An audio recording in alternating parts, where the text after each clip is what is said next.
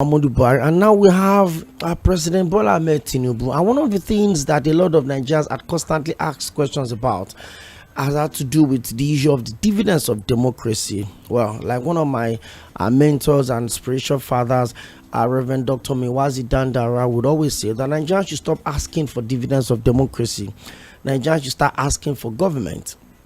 To give them the reason to leave, of course, provide the level playing ground, give them policies that would be people friendly, not anti-people policies, and that will make life more difficult.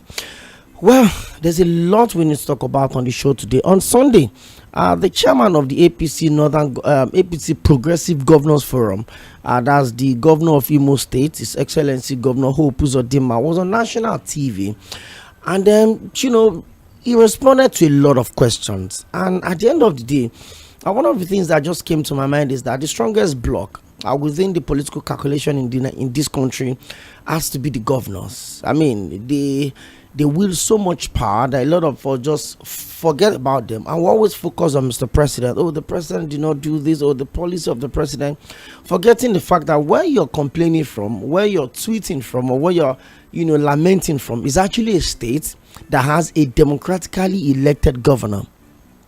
And since the announcement on the 29th of May, the removal of subsidy, there's been increment in allocations that have been shared by FAC. That's straight down to the federal government, the state government, and the local governments. And there's been a lot of more money.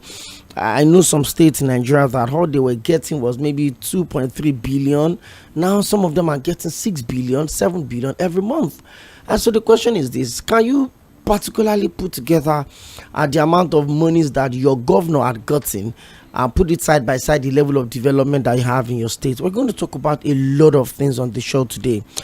Well, in case you're tuning in for the first time, we're streaming this program live, so you have to go on our social media platforms: facebook.com/mainland 98.3 FM, on Instagram and YouTube mainland 98.3, and on X, formerly Twitter, Mainland FM. You can actually join us there.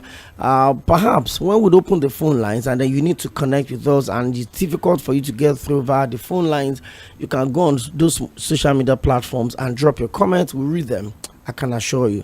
My name is 광ᴜᴜ Akínyẹ̀dé, and then we get to do this every Mondays to Fridays from 4 to 5:30 p.m. And don't forget, at the turn of the year, we introduce a special. We call it the Midweek Politics from 1 to 3 p.m.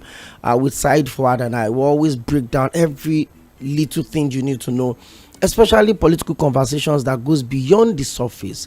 We investigate, we get to the stakeholders, we get to the state actors and the non-state actors, the influencers, those people involved in those conversations. But today on the show, I have a seasoned analyst, someone that understands the politics and the politics of public conversation. He's a lawyer, a practicing lawyer. He's also human resource manager. He's also a public affairs analyst. I mean, they always tell you that things doesn't matter irrespective of the size they come. So, my guest is live seated here with me in the studio. And then by the time we're done, I would ask you what you're going to take home from the show today.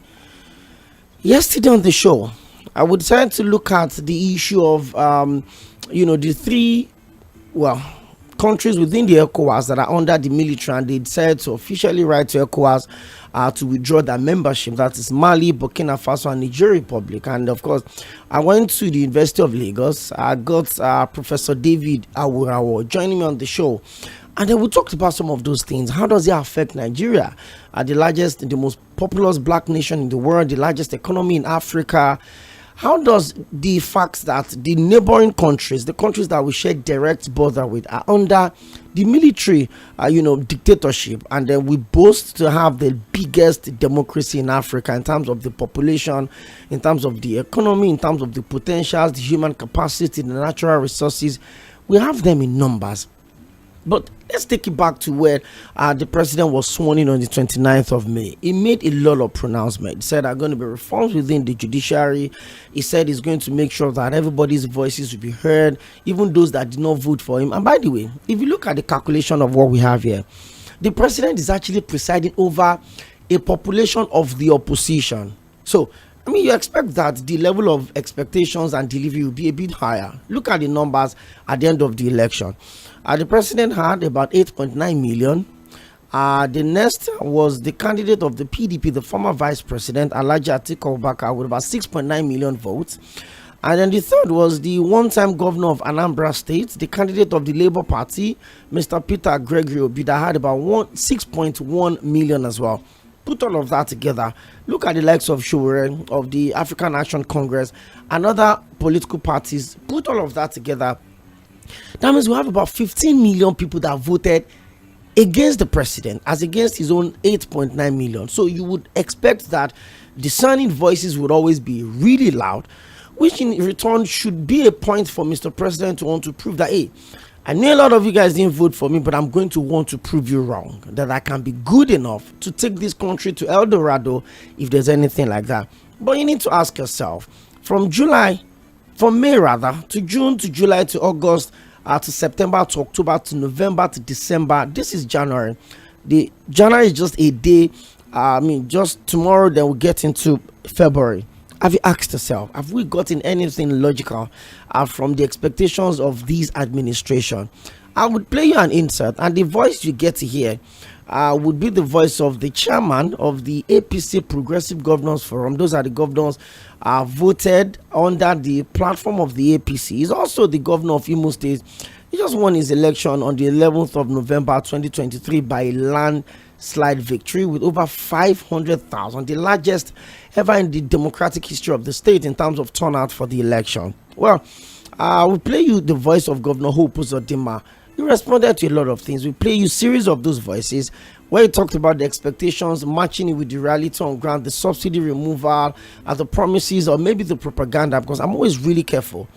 You know, when I put the words in between the propaganda and the manifestos of some of these politicians. Take a listen to Governor Hope Uzodinma, and then when we come back, Barrister Adams Attah is live in the studio, and we'll get straight up into the conversation. You're live on Mainland 98.3 FM, and this is the Situation Room.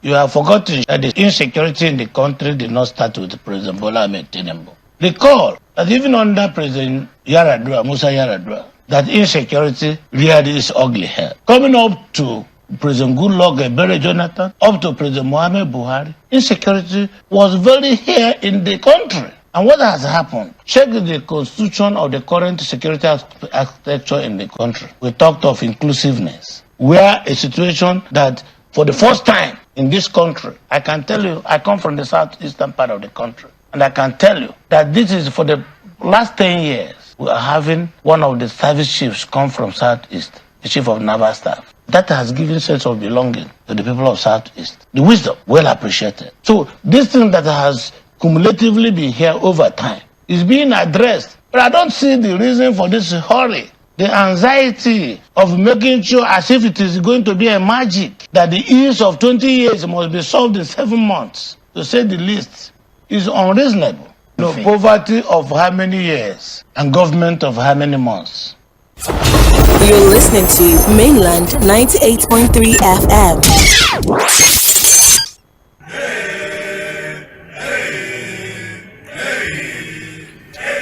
The poverty of 20 years and the government of how many months? June, July, August, September, October, November, December, January. But don't also forget that we would always agree that government is a continuous project. More so the fact that the last 8 years have been under the same political party, the APC. So you'd expect ease of transition of power, ease of continuation of projects, ease of upgrade on policies and policy documents, and you would expect that government should be way better than they used to be or they've been. And that's the idea of having opposition. Well, Barrister Adams Attah, you're live in the Mainland FM studios. And by the way, Barrister Adams Attah joins us every first and the last Tuesday of every month. He's going to be a constant guest on this show, and then we'll look at list of endless conversation around the country. Once again, you're welcome. Thank you for joining us on the show. Thank you for having me today on this session. Okay, so let's get straight up into it. You and I have had a lot of conversations, days, weeks. We've shared, links to stories. We've brainstormed on ideas. We've, dissected policies of the government. But one thing is constant. The beauty of every governance at every level is the fact that people can wake up and say, I have the feeling of a proper, decent citizen. That means you can provide food for yourself and for your families. You're not your own local government chairman. This is what I mean. When they say you are your local government chairman, that means you provide your security, you provide your electricity, you provide your own, roads. Some communities contribute to buy transformer, they contribute to fix their roads. Let's stick with 29th of May to 30th of January.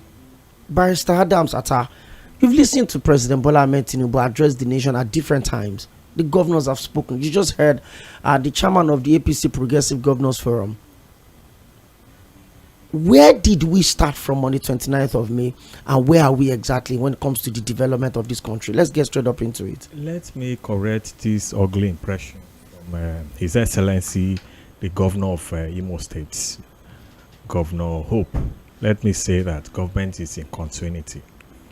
So whatever that the incumbent president is doing now is in continuation of the APC 8 years under Muhammadu Buhari. And if you compare what happened, what we experienced under the last government, people would prefer to still operate under Buhari leadership as against his last 8 months. People would prefer what we experienced under Muhammadu Buhari as against what we're experiencing within this last because how much is a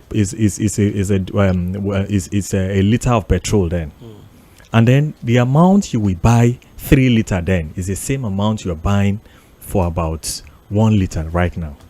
$1 as at yesterday, the exchange rate is about 1,450 thereabouts. Is skyrocketing on a daily basis. Are we waiting until money get to 2,000 or 3,000 before the government do something? It's not acceptable. So by all standard, this government is just all in a social media proposing ideas. What about the reality on ground? Have you seen how people are feeding in this our dear nation? It's such an embarrassment. It's nothing to write home about.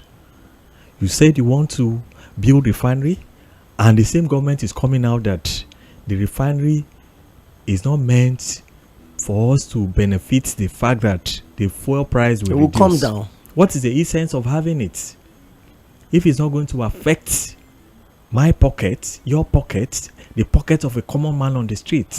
Then what is the purpose? It's not enough for you to come out. Then people will say, okay, return our fuel subsidy for us.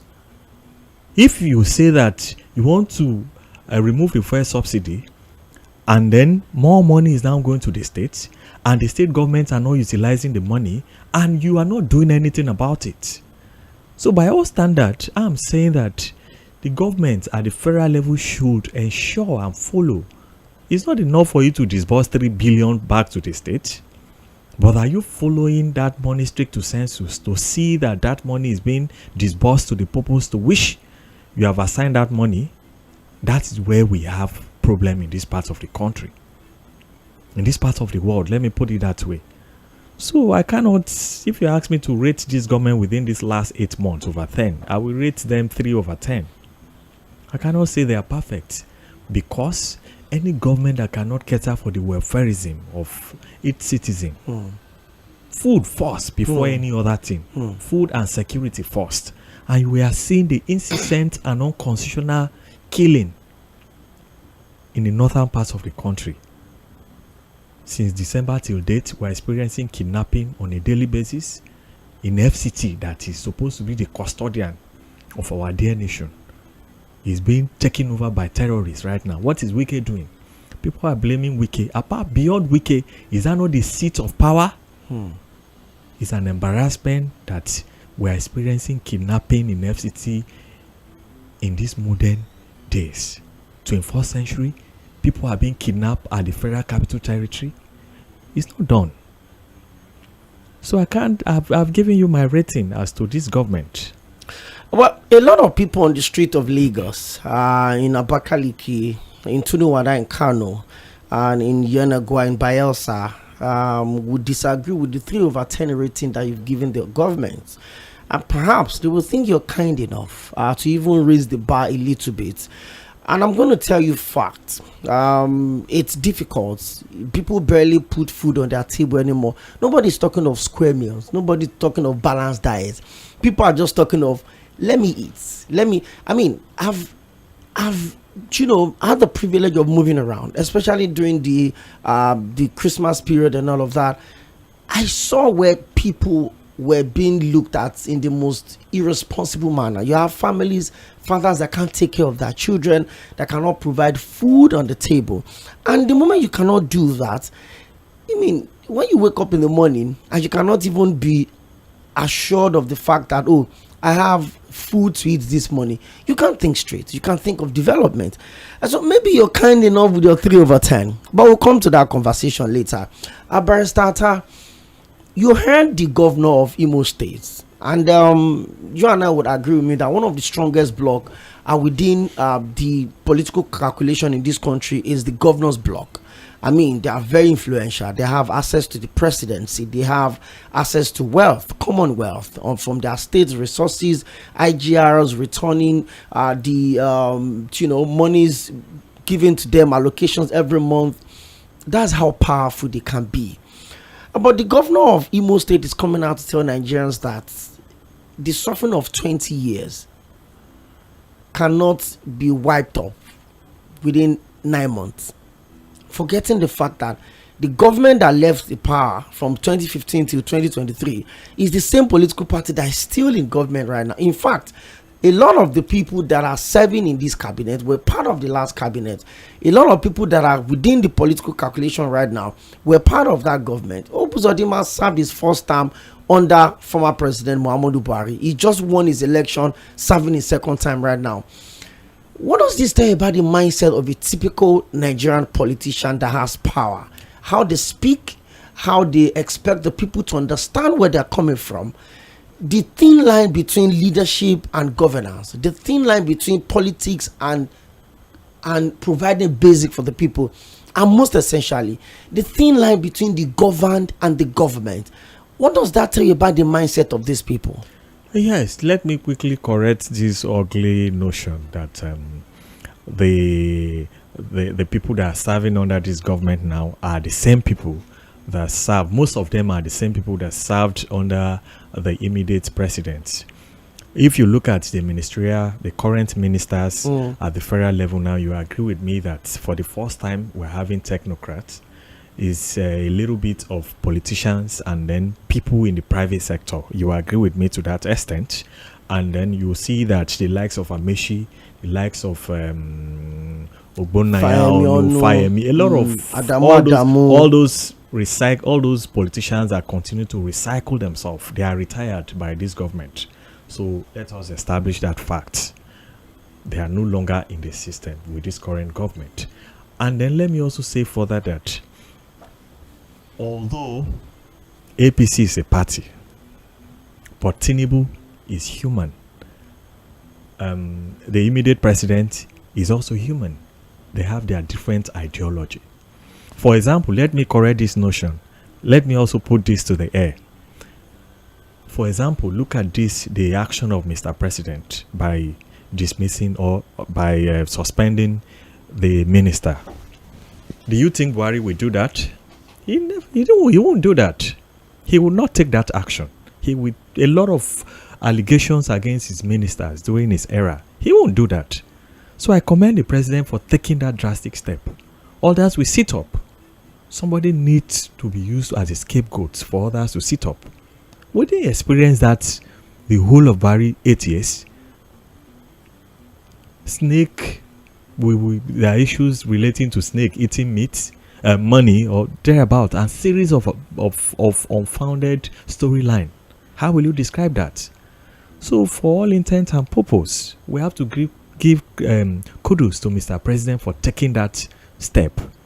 Again, I think about 3 days ago, or yesterday precisely, there's this news in the air that fund that what is it called?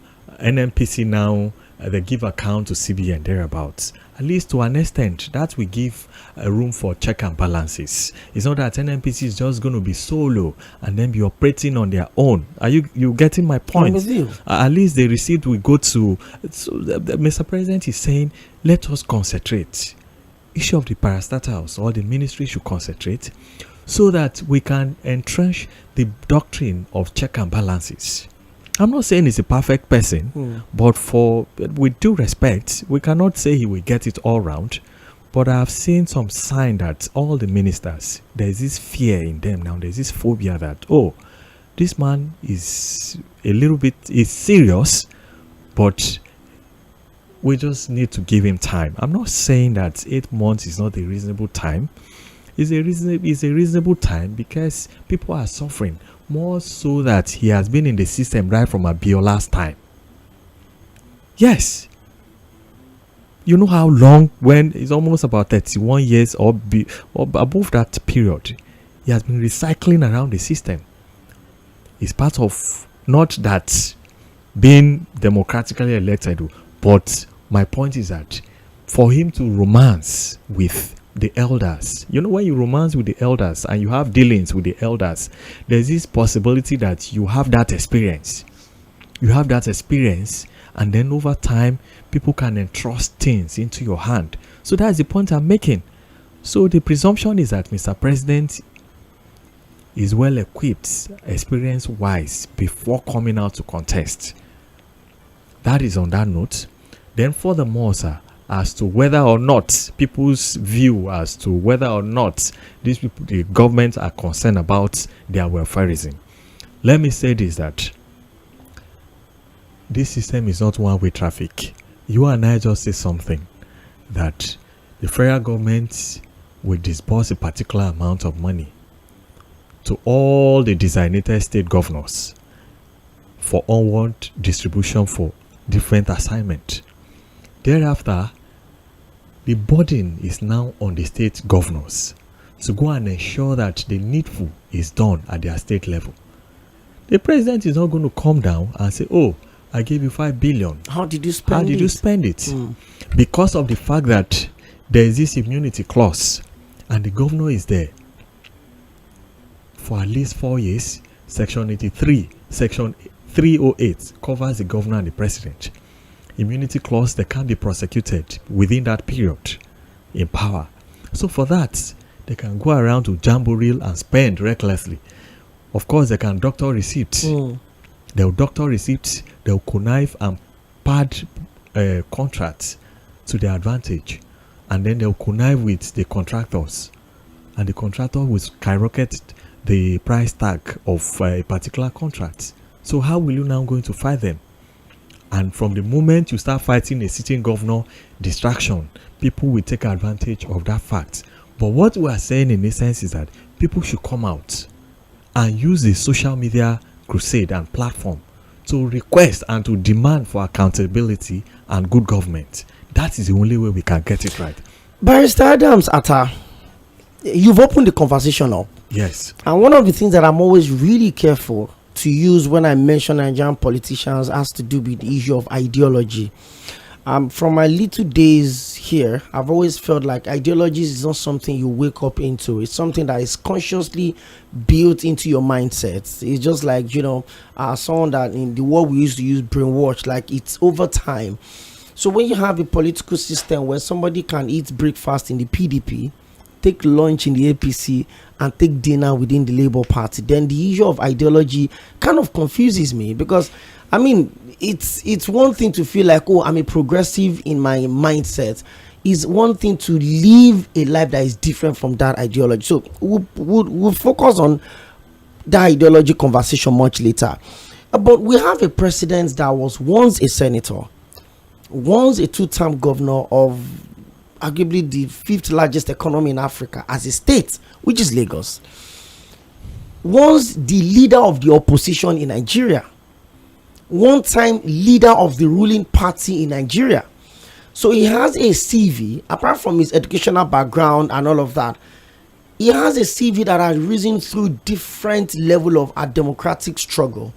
from the military to democracy, truncated democracy, the Second Republic, back into the military. 1999, became the governor of Lagos State in 2007. From 2007 to 2023, he didn't hold any political office, but he was an advocate of good governance. He was a member of the opposition before he became the leader of the ruling party. Do you think President Bola Ahmed Tinubu was ready for the responsibility he was stepping into? He said he's ready. That's from his word before he even came out to contest. He said, this is my turn. He therefore presupposed that word for me, and if you look at the CV, for me, to an extent, people will always come out and say they are ready. But in reality, do you think they are ready? When you give them the job, it's just like somebody packaging a CV to come and seek for an employment. Because interview session is just few minutes, and then you can't determine their competency at that period, and then you get them enrolled for the job. After 2 to 3 weeks, you see that these people are not competent enough. So what we are saying now is that he just want to fulfill, because Mr. President said something. He said, this is my life ambition. He said this is something that he wants to do before he die. He wants to be accorded that title, Mr. President. Is that just... Is it just about that? It's something that is common with Africa. There is to them is a crime for them to step down. The Constitution make provision for when you can step down. If you are sick per se, and then you are not fit and proper your duty as a president, or as a governor, or as a vice president, or a deputy governor per se. Look at our former president. Death took him on sick bed. He refused to resign. Look at the immediate governor that died. In those states. Yes. As if they are going to carry that title to the grave. I have not seen that. I don't see how possible that. I don't know how possible that they can do that. I don't know. It's not done in other parts of the world, but it's something that is our practice in this part of the world, in Nigeria, precisely, because we have experienced it twice, and we even see it in some states. It's obvious that they know that they are not fit and proper at a particular period for that position. They will still go ahead to go and contest. Barrister Adams, on the 25th of December, about 200 people were reportedly killed across 2 local government and 24 communities in Plateau State. Local government of Barikin-Ladi and Bassa local government. Yes. That was one of those instances that had defined this government. Just yesterday, farmers were killed in Agatu in Benue State. Just day before yesterday, landmines were set in Borno State that killed 13 people. Just yesterday, 2 traditional rulers were killed in Ekiti State. 1 escaped, 1 abducted. Just day before yesterday, the proprietor of a school in Ogun State was abducted as well. In Abuja, it's been almost a weekly reoccurrence that people get kidnapped, ransom are being paid. President Bola Ahmed Tinubu promised Nigerians on the 29th of May that is going to secure everybody. But within the last 9 months that he's been in office, security had collapsed almost totally. It's not even about northeast or northwest or north central or middle belt.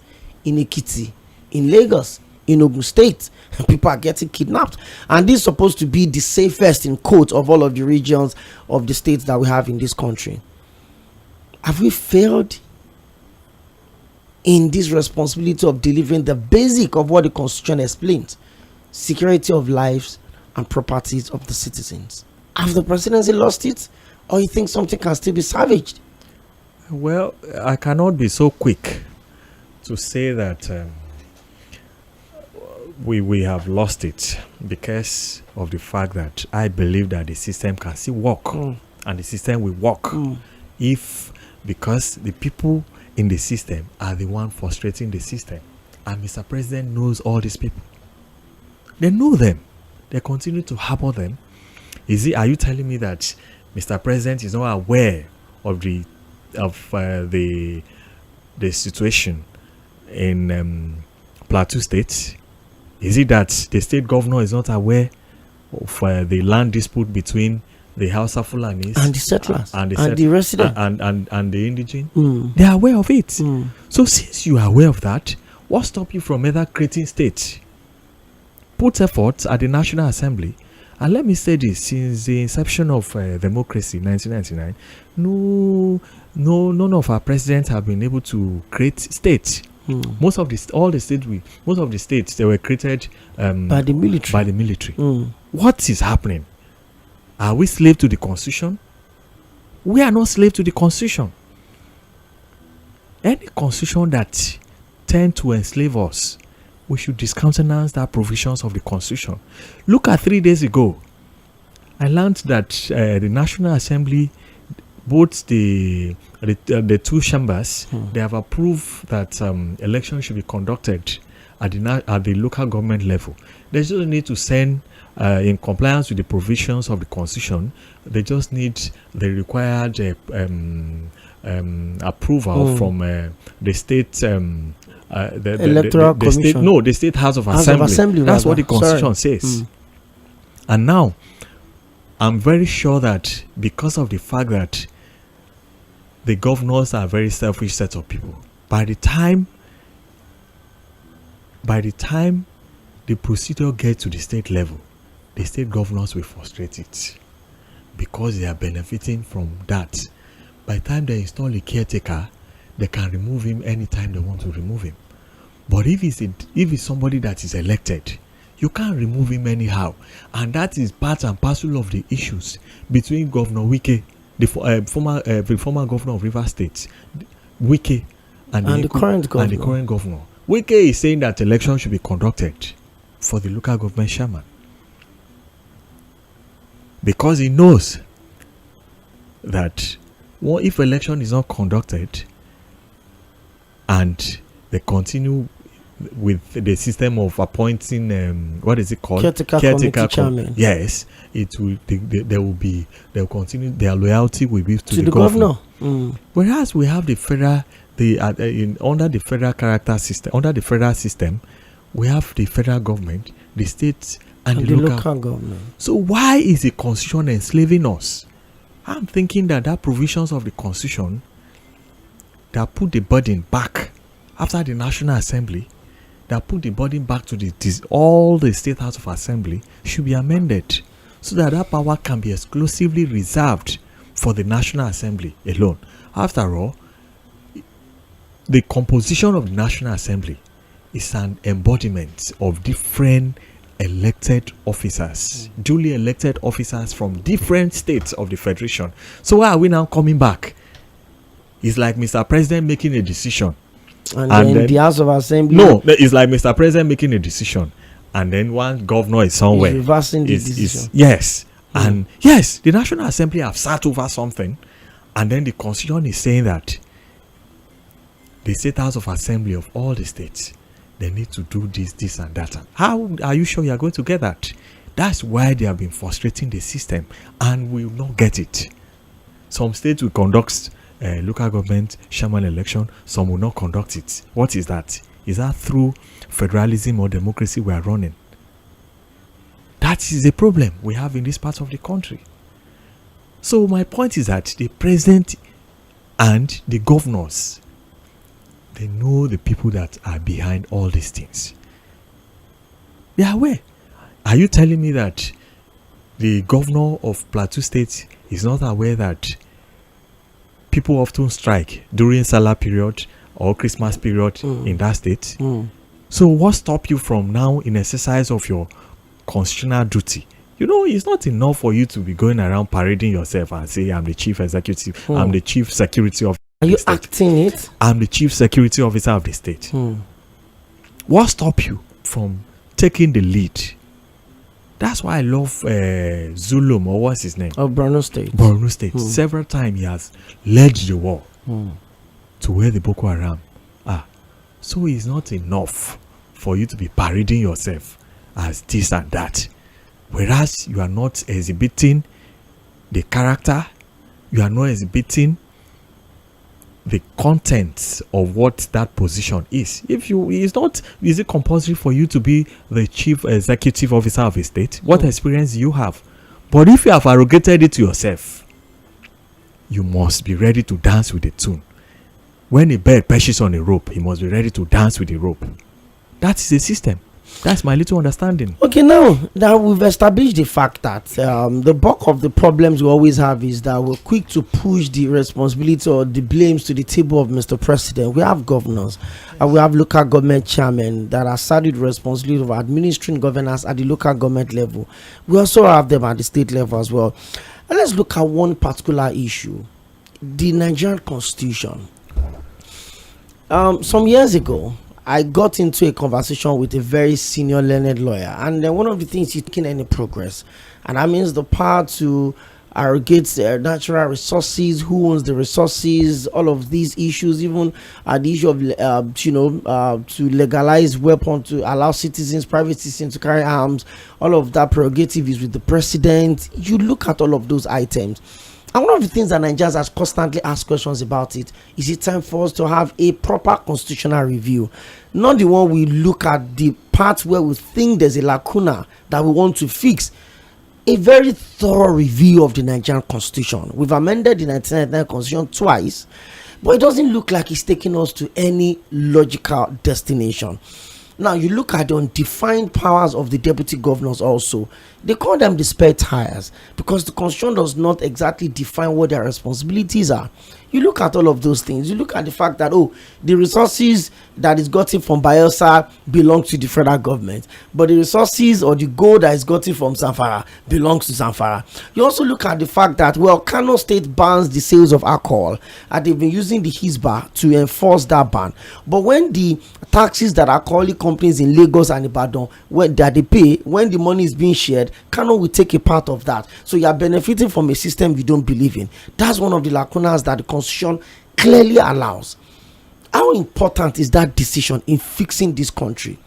And don't forget that very recently, after the announcement that some units in the CBN will be relocated to Lagos, a lot of senators came out. A lot of senators, in fact, a coalition of APC senators in the north came out to say that no, it's not going to work. The Arewa Consultative Forum also said, this is an agenda to underdevelop the north. I mean, we've seen a lot of people come out to talk about these things. How vital will that decision be for us to have a thorough review of the Nigerian Constitution? Well, I think I will start from the aspect you talked about, the need to amend the Constitution. The time to amend the Constitution is now. We need to have a thorough I don't know what happened to the white paper under, is it Jonathan? It was a referendum that was called and then a resolution was passed. Is that how we are going to continue to waste money? What happened to the reports? And that Justice Waste or somebody thereabouts, the report, what happened to the report? Why is it that we cannot, Buhari failed to do anything about that report? Up till date, issue of the designated governors in different states, they sponsor their representative to go to Abuja and go and lodge in the hotel for that period at the taxpayers' money, at the expense of the taxpayers' money. They went to FCT, they sat there, most of them did not even make any contribution. And then they came up with a resolution. And then conclusion was made, and then they submitted it to Mr. President. Up till date, what happened to that? I don't think we are serious in this part of the world. I don't think we are serious. What happened?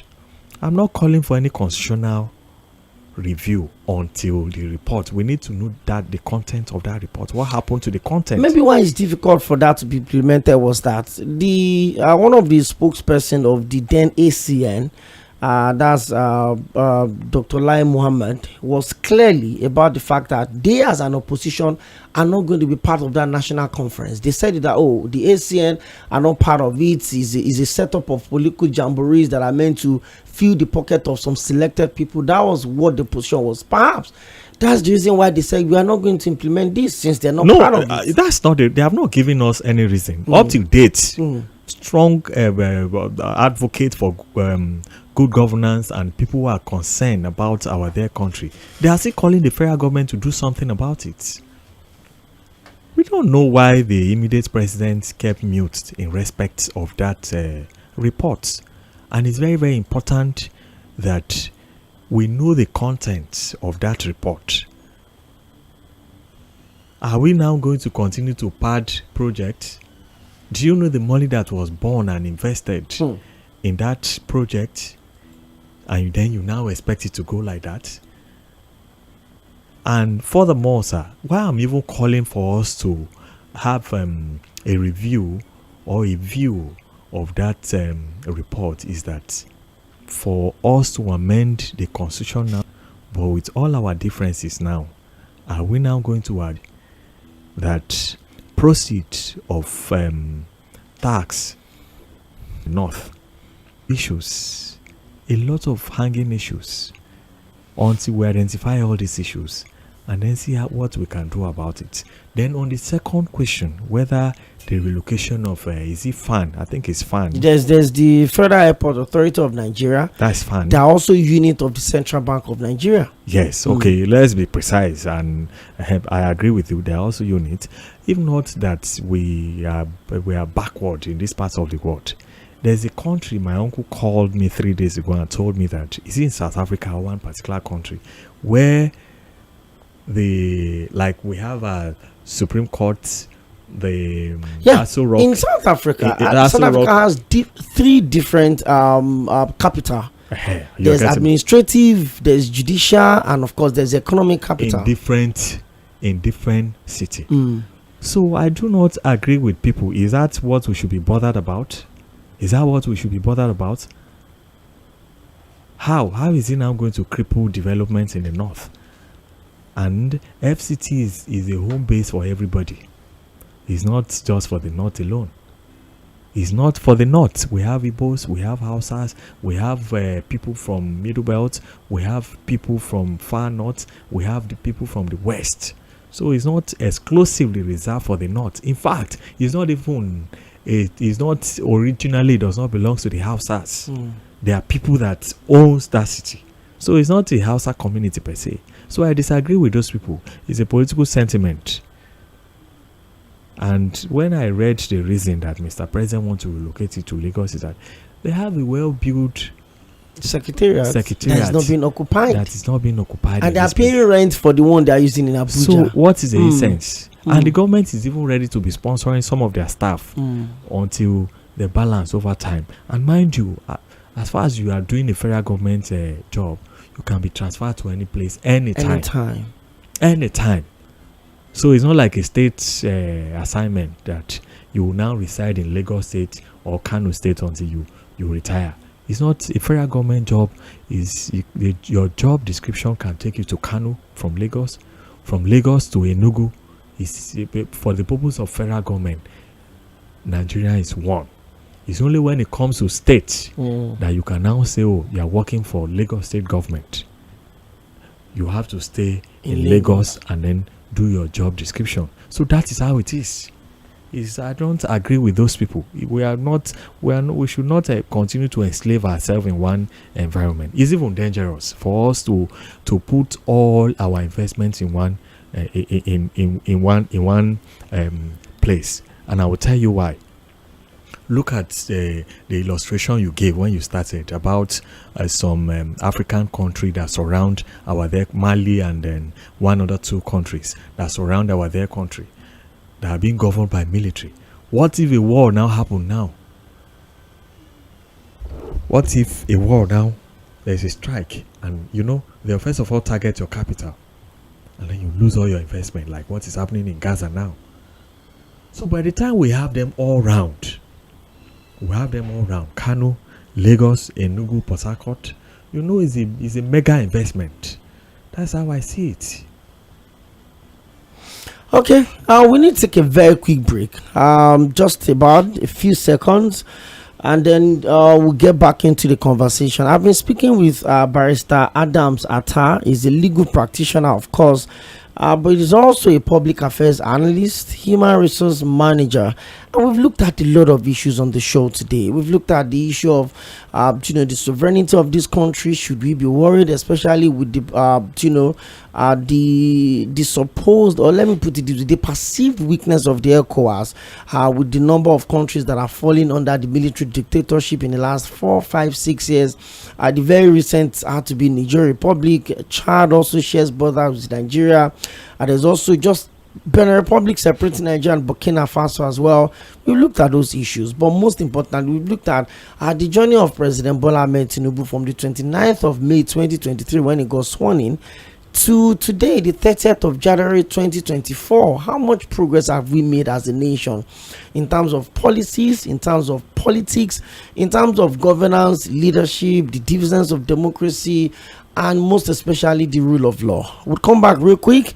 Don't go nowhere. You're live on Mainland 98.3 FM. We are the sound of Lagos.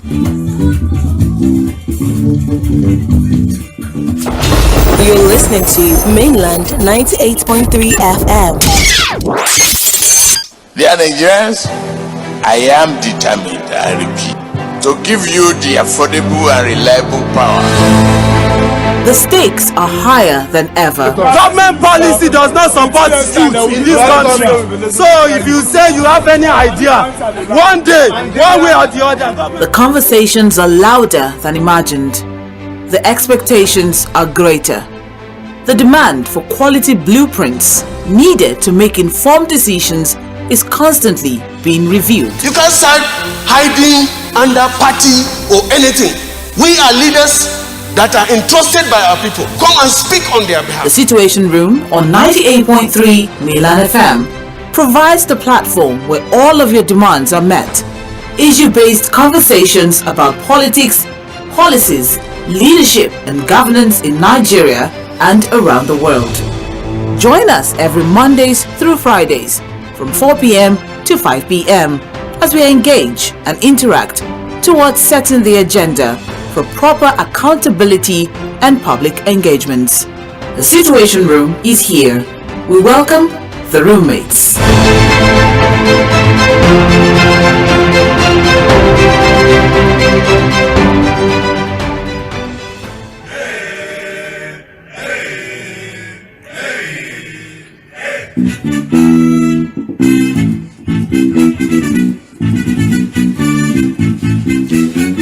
Okay, welcome back. In the next 6 minutes or thereabouts, we need to take a very quick break. I'll take the headline news. I'll also pay some bills, and then we'll come back into the Situation Room. In case you're just tuning in, I've been speaking with Barrister Adams Attah. Is a legal practitioner and human resource manager, and of course, a public affairs analyst. He's very vast across board. Well, he's also a very, very funny fun seeker. I mean, I went through his page, one of the social media platforms recently, and I saw that he's a young man that loves to live his life. Well, maybe at some point on the show, you quickly talk to us about that. But we've looked at the issue of governance in this country, and then we've looked at how far the president had come from the 29th of May when he got sworn in, and then where we are right now. The cost of goods in the markets, people can barely afford anything. And I'll tell you for a fact, last Christmas was one of the toughest for a lot of people in this country, because I mean, I saw the fact that the little people they had to share around, so that people can be comfortable. When people talk of democracy, Barrister Attah, you would expect a government that allows the people to thrive. You'd expect a government that puts his hand into the large resources that we have and use it to develop the people, and not just develop their pockets or develop their own zone or their comfort. From your own understanding, from your own observation, how would you rate the kind of democracy that we have in this country? Well, the government that we have currently right now does not cater for the welfareism of our their Nigerians, and any government that does not cater for its citizen is not a government. It's not different from what they're operating or experiencing right now under the Taliban Republic. You see that what is happening in Gaza right now, people are seeking for aid. That is the situation Nigerians have become. People have to go and beg on a daily basis so that they can find something to eat. That is one. Then number two, you equally see that prices of food items continue to skyrocket on a daily basis. A pure water now, one now is going to about 15 naira per one. The bag is 400 naira. One sachet in some places is sold, just one is for 15 naira now. Pepsi is now 300 as against 250. The price is going on a daily basis. On prices of everything is going up on a daily basis. How will you correlate that with the promises that all the promises that this government made when they came to power? Fake promises, deceits, and they cannot even for once have that sympathy on Nigerians. Transportation continue to skyrocket on a daily basis, and things are even going to get tough when during the rainy season in Lagos State, because once it rains in Lagos, definitely transportation will go up. A place that will go for about 200 will be 500. Government will not factor in all these facts. I don't know why the rail system is not navigating the major routes that people will plight on a daily basis. So you see that I don't see what is happening in this part of the world as a democracy. It's not a democracy. It's some set of people that put themselves together. They continue to recycle in the same atmosphere. That's the point. Continue to recycle in the same atmosphere. Is it the immediate president that left now that ruled us as a military 40 years ago? 40 years ago, that just he came back again and then he became a president. Is he Obasanjo you are talking about that rule us under the military system? Is it Tinubu that have been in the system? Is a president that have been in the system for the last 31 years with Abiola? So who among them do you think is exceptional in this system? None of them is exceptional. And that is why we are not ready to get it right. We are only ready to get it right when we say, oh no, we are coming out to demand for accountability, for good governance, for government to take responsibility for their action. That's the only time we are ready to get it right. When you say getting it right, yes, does that entails the process by which our leaders often emerge? The primaries, the elections proper. You know that the constitution, the amendments, amendments? There is a move, there is a drive, there's an application before the National Assembly for independent candidacy. Yes, so it therefore presupposes that the youth can sponsor their candidates. So we need not go through the rigor of a political party where they will rig the youth outside. You agree with me that some youth contested under APC, but you see they will not even see the ticket. They can't even near there. So by the time the youth now say, oh no, we want to sponsor this candidate, go with your party, but we are resolute. We are coming with our own candidate. That is the beginning of getting it right. That's the beginning of getting it right until we come together and say, no, we want to sponsor our own candidates. From that period, I think we can get it right in our dear country. Okay. I've always been a huge advocate of independent candidacy because I feel the bottleneck within the Nigerian political space, the kind of powers that political party leaders, stakeholders within the political party, especially the issue of the primaries, where maybe less than 2,000 people would vote or would, pick who about 100 million people would vote for. I've always felt like that system is archaic, is undemocratic. It's not a system that can give us the very best. It's a system that is so open to being rigged, so open to being manipulated, so open to being compromised. Because, hey, if I have so amount of money, I know that there are 2,000 people that are going to be the delegates that will come for the primaries. Let me give each of them one naira. And then it becomes the issue of the highest bidder, and then they choose. And the moment you become the flag bearer of these political parties, you can almost be rest assured that you are most likely going to win this election. Well, we need to take a very quick break. Barrister Adams Attah is still very much in the studio. When we'll come back on the turn of 5 o'clock, we'll continue the conversation. You're live on Mainland 98.3 FM, and this is the Situation Room. The headline news comes through, and we also pay some bills. I'll be right back.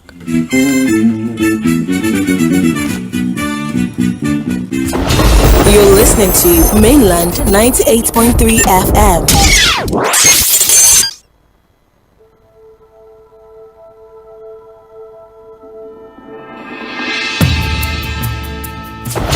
You're listening to Mainland 98.3 FM.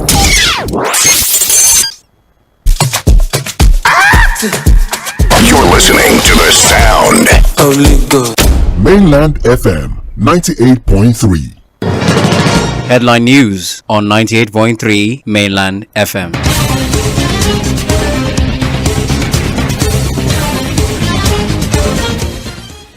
Good evening. Headline news on 98.3 Mainland FM. My name is Omobola Sandra. Federal government inaugurates 37-member tripartite committee on minimum wage. Tinubu urges Senate to confirm sack of SCCPC chairman. Oyebanji orders security agencies to unravel killers of 2 Ekiti traditional rulers. African Union expresses deep regret over withdrawal of Burkina Faso, Mali, Niger from ECOWAS. On the foreign scene, North Korea fires cruise missiles into sea of South Korea's west coast, 3rd time in less than a week. Israeli forces raid West Bank hospital, kill 3 Palestinian militants. And in sports, Pesaro warns Eagles against complacency. Ekong rates Angola match toughest. That's the headline news on Mainland FM. Details at 5:30. Mainland 98.3 FM, your number 1 radio, reaching the stars, the sound of Lagos. Hey there, tech enthusiasts! Get ready to ignite your world with the all-new Tecno Spark 20. That's right! The Spark 20 with its stunning display and powerful features is here to redefine your smartphone experience. We've also partnered with Google and MTN to bring you even more. With the Spark 20, Google apps and loads of free MTN data, your digital life just got smarter and more connected. Grab your Tecno Spark 20 today and step into a world where style meets technology. Tecno, stop at nothing. Official partner of the Africa Cup of Nations 2023. There are some things that stress you, and there are others that come with ease, like getting a new smartphone. Easy. Paying for the smartphone in installments. Too easy. Even getting bonus data upon purchase. Way too easy. Upgrade easily to the Itel P55 5G smartphone with Easy Buy to pay in installments and get up to 10 gig of data for 6 months. Other smartphone and data options also available. Visit any smartphone retail outlet to get started. Airtel, a reason to imagine. What takes a plate of jollof rice to the next level of goodness? Is it when it is cooked with no seasoning cubes for that sumptuous taste? Or when you serve it with correct Nigerian salad, cabbage, carrot, lettuce, and a bit of kidney beans? It's both. Season your jollof with the rich taste of no cubes and serve with plenty of vegetables. So, go ahead and elevate your meals. Today, eat for good. Hey there, tech enthusiasts! Get ready to ignite your world with the all-new Tecno Spark 20. That's right! The Spark 20 with its stunning display and powerful features is here to redefine your smartphone experience. We've also partnered with Google and MTN to bring you even more. With the Spark 20, Google apps and loads of free MTN data, your digital life just got smarter and more connected. Grab your Tecno Spark 20 today and step into a world where style meets technology. Tecno, stop at nothing. Official partner of the Africa Cup of Nations 2023. The Financial Services Regulation Coordinating Committee, FSRCC, in collaboration with the National Broadcasting Commission, NBC, wishes to draw the attention of the public to the worrisome increase in the activities of illegal financial operators, IFOs, which threaten public trust and the stability of the Nigerian financial system. The FSRCC and NBC hereby advises the general public to refrain from dealing with unlicensed financial operators who deceive individuals with unrealistically high investment returns. Make sure to verify the licensing status of such companies and schemes on this website. To report any suspicions of illicit financial activities, call 0700 225 5226, 0800 225 5226, or +234 817 665 6273. Let's work together to uphold the integrity of Nigeria's financial system. Announcer, FSRCC. There are some things that stress. Easy. Paying for the smartphone in installments. Too easy. Even getting bonus data upon purchase. Way too easy. Upgrade easily to the Itel P55 5G smartphone with Easy Buy to pay in installment and get up to 10 gig of data for 6 months. Other smartphone and data options also available. Visit any smartphone retail outlet to get started. Airtel, a reason to imagine. To cook correct food, they always give me joy. That's now why anytime when I cook like this, I dey always season them with no cubes. Come add correct vegetables inside. Ugu, tatashe, shombo, onions. No one wey I know they put. Now he make my pikin them, they always enjoy my cooking. Daddy, I never will. I want more. You see? Sama all your food with correct vegetables. Come season them with no cubes for that ogbonge delicious taste. Today, chop better. Hey there, tech enthusiasts! Get ready to ignite your world with the all-new Tecno Spark 20. That's right, the Spark 20 with its stunning display and powerful features is here to redefine your smartphone experience. We've also partnered with Google and MTN to bring you even more. With the Spark 20, Google apps and loads of free MTN data, your digital life just got smarter and more connected. Grab your Tecno Spark 20 today and step into a world where style meets technology. Tecno, stop at nothing. Official partner of the African Cup of Nations 2023.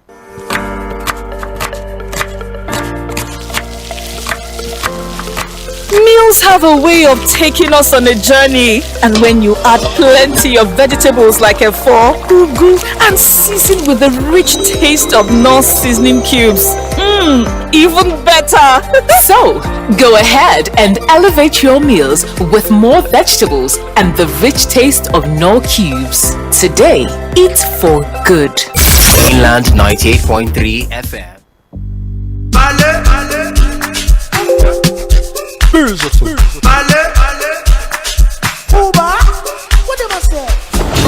You're listening to Mainland 98.3 FM.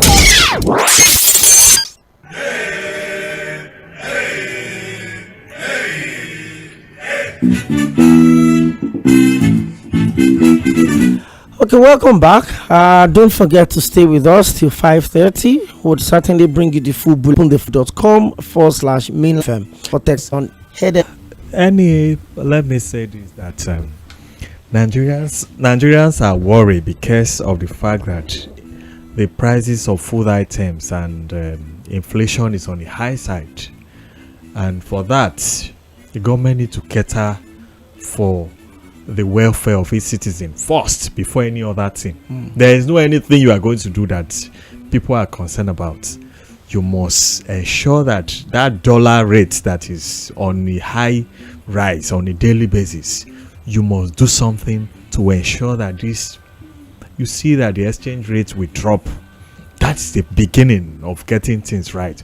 Otherwise, for example, let me share this with you. I saw a screenshot of a payment on social media yesterday. I don't know whether you saw it. Somebody sent about 1.something million naira to a dollar account, and then after converting it, the beneficiary only got about 500,000. Barrister Attah, on Saturday, I helped a cousin to make a transaction. So I had to deposit 500,000 naira into a domiciliary account. On